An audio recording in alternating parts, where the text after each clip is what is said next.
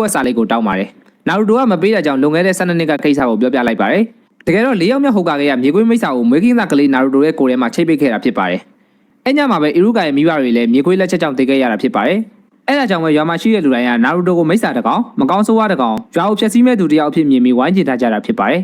ဒါပေမဲ့အီရူကာသူ့လိုပဲမိဘမရှိကြီးပြင်းလာတဲ့နာရူတိုရဲ့ခန်းစားချက်တွေကိုနားလေတာကြောင့်လူတိုင်းရဲ့အာရုံစိုက်မှုကိုလိုချင်လို့စိုးသွမ်းနေတဲ့နာရူတိုဘက်ကအမြဲရည်တည်ပေးခဲ့တာဖြစ်ပါတယ်အခုလည်းမီဇူကီပြစ်လိုက်ရဲ့စက်ကြောကိုနာရူတိုအစာဝင်ခံပေးပြီးကဲလိုက်တာကြောင့်နာရူတိုပြေးလို့ရသွားပါတယ်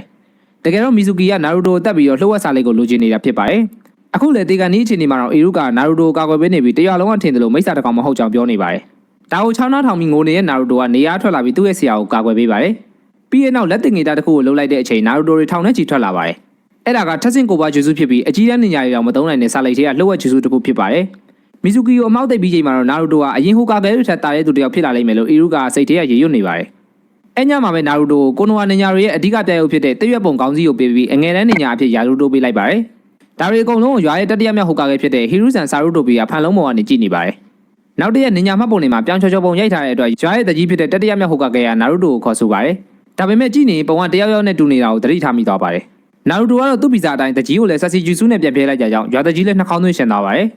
အဲ့ဒီအချိန်အခန်း